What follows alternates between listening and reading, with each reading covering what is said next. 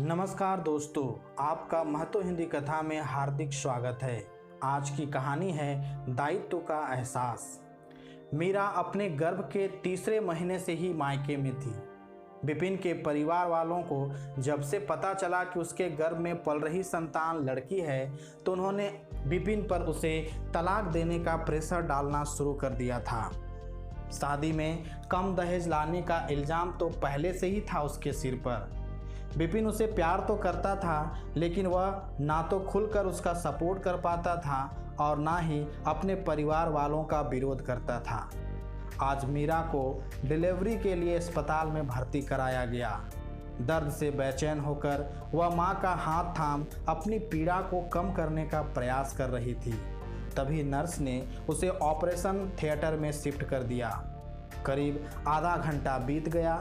बाहर मीरा के माता पिता और भाई ईश्वर का ध्यान लगाए हुए थे कि तभी एक नर्स ने आकर कहा, आपके घर एक नन्ही परी आई है।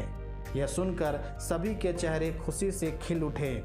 थोड़ी देर के बाद नर्स ने मीरा को कमरे में शिफ्ट कर दिया और शाम में डॉक्टर ने परिवार वालों को मीरा से मिलने की इजाज़त भी दे दी। कमरे में मीरा के बच्चे को देखकर सभी खुश थे।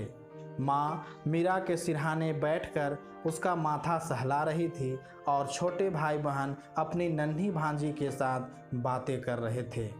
तभी विपिन कमरे में दाखिल हुआ। उसे वहां देख कर मीरा चौंक गई।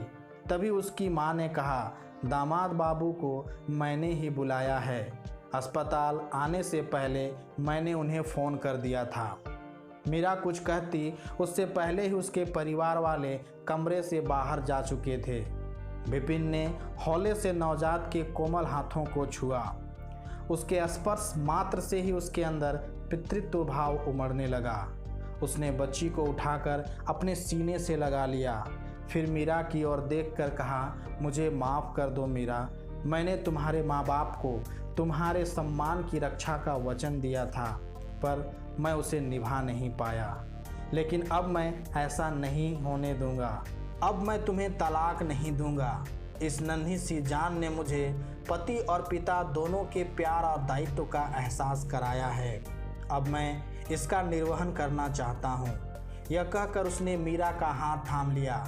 विपिन द्वारा कहे उन शब्दों ने क्षण भर में ही मीरा के सारे दर्द पीड़ा को छूमंतर कर दिया। अब दोनों के चेहरे पर खुशियां विस्तार पा रही थी। दोस्तों, अगर कहानी पसंद आई हो तो प्लीज़ वीडियो को लाइक करें और चैनल को सब्सक्राइब कर दें, ताकि इसी प्रकार की मनोरंजक और ज्ञानवर्धक कहानियां मैं आपके लिए लाता रहूं। धन्यवाद।